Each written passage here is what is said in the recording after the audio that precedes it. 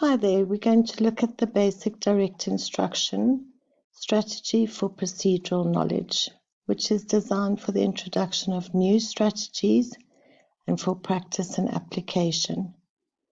You can pause and read the high achievement goals and academic literacy skills, which are important for your.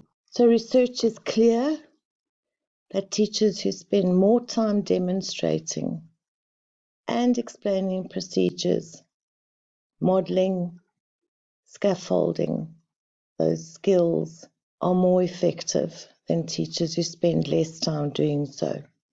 So again, it's focusing on the teacher taking a secondary role, spending her time instead of a deliverer of content or his time, but rather a deliverer of skill. Again, I want to really focus on questioning. Questioning during the directed practice phase develops a deep conceptual understanding of the skill. The questions shape this understanding. So you need to really give a lot of thought to your questioning. What questions are you going to ask? An assessment for learning. Make the criteria crystal clear for the application of the skill during practice, so they know what an exemplary product looks like and they can strive toward it. Scaffolding by you is vital and, as necessary, modeling and remodeling. Your direct instruction phase, modeling direct practice, where the teacher uses questions. There are the questions again to lead learners through the steps and help them recognize the reasons behind them. Scaffolding practice, where the learners start to ask their own questions by working through the steps. And independent practice, finally, where learners practice 2 or 3 examples on their own with answers, a mark schedule given, a rubric, and they use their own words to explain what they're doing in each step, and why possibly they haven't followed the steps correctly. You can just pause there and read through that. And what I've done next is I've modeled the strategy for you. So how to write a causal response, causes and effect.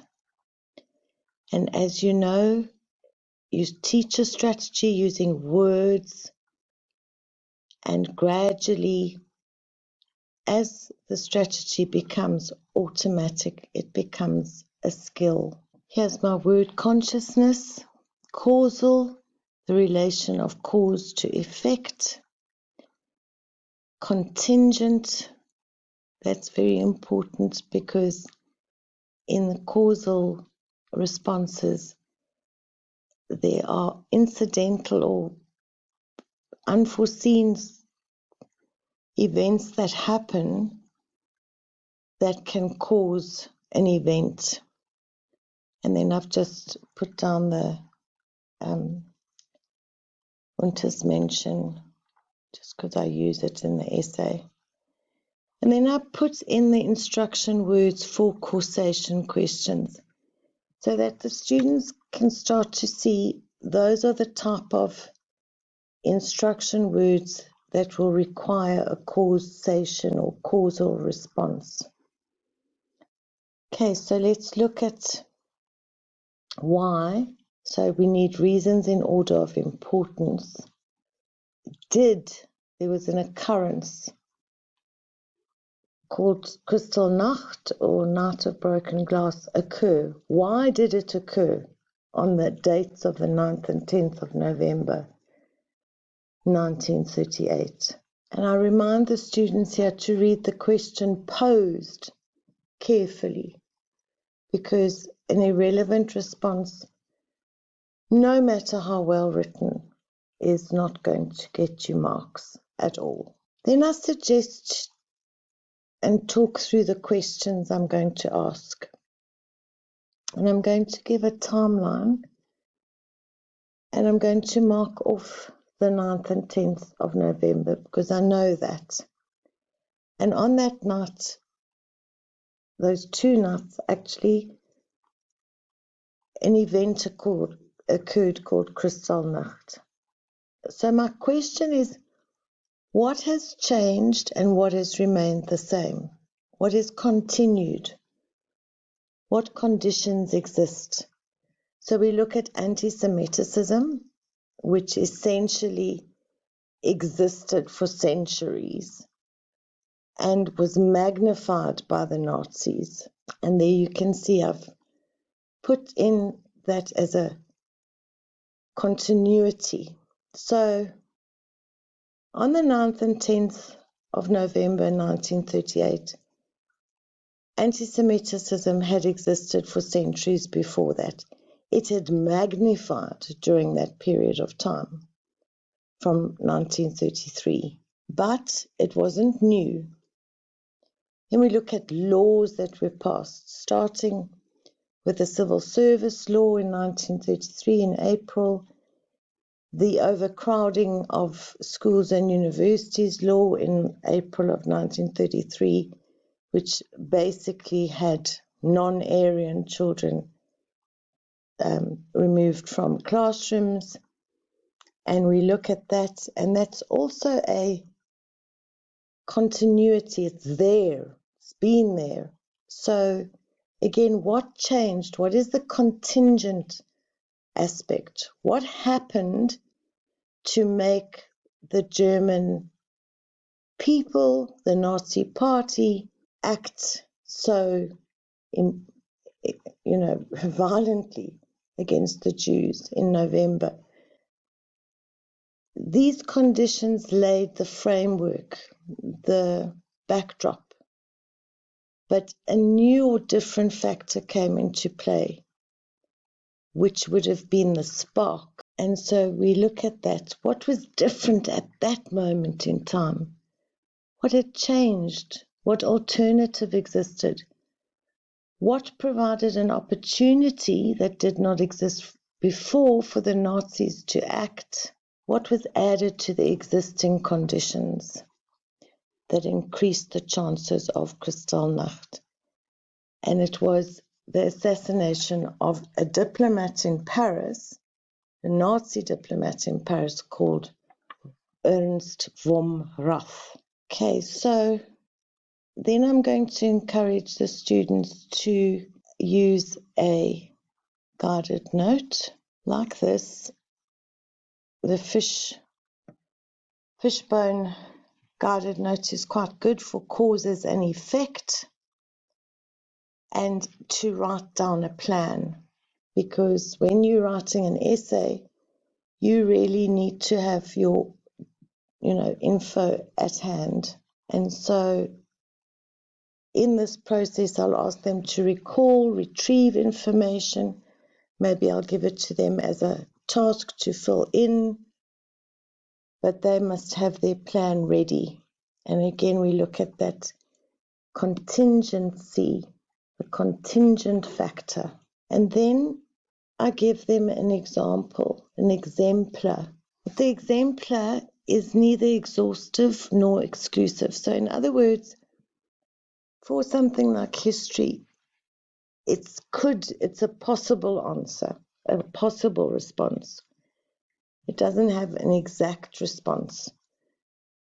But this would be an exemplar that they can read through and check for.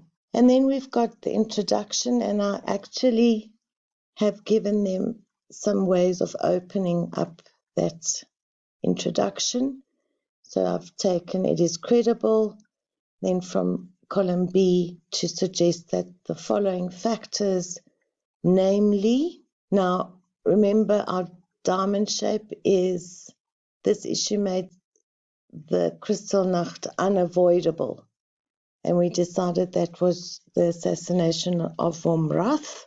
And then the following factors are really essentially the conditions that existed.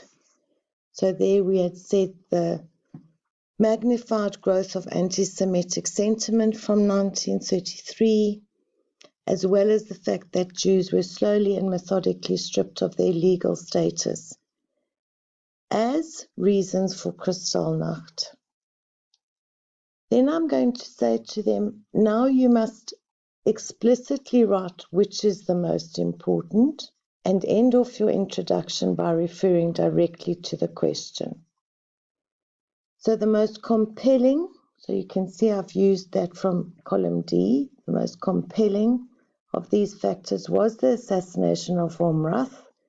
It is this factor that made Kristallnacht inevitable in November of 1938, because it provided the Nazi state with an excuse to escalate its official Aryan policies into violent acts against non-Aryans or Untermenschen, subhumans. Okay, so you'll see, I encourage them to paraphrase the question because that really helps so they can see if they've understood it. The topic sentence of the first paragraph then follows, so that's now talking about the assassination, and I've set out the steps and the concluding sentence again coming back, why this assassination led to Kristallnacht directly was because the Nazi Party used this violence triggered by the assassination as a pretext for the burning, looting and destruction of Jewish property by the Hitler Youth, and we go back to the anti-Semitism and the agents of the Gestapo and the SS. So then we look at our other conditional factors, the things that had on the continuum structuralist view. So non-violent officially with discrimination through law, and these were the different laws.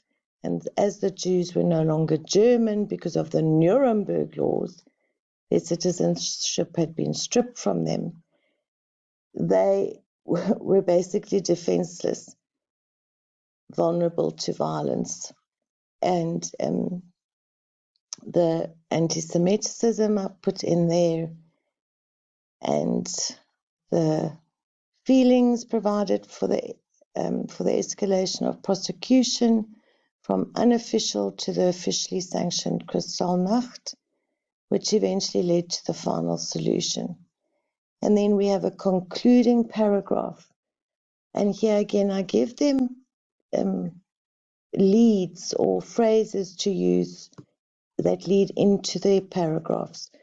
So Kristallnacht is seen as a move by the Nazi government towards more violent anti-Semitism. Over 90 Jews were killed and more than 30,000 arrested. From the argument presented, it is clear that, and there I've led them through, I've spoken it through, and you do several examples like this. The steps, the exemplar, the steps broken down, and so on. So for next week, I would like you to have how-to videos ready for the 31st of August, and they're to be sent through to me, please, at josehouselive.org for me to go through before you need to post them on Monday. So just to clarify, everybody is going to use the direct instruction strategy for next week. I'm really happy to help. If you need any assistance at all, please WhatsApp me, voice note me, and I will be more than willing to help you. Okay, thanks guys. Bye.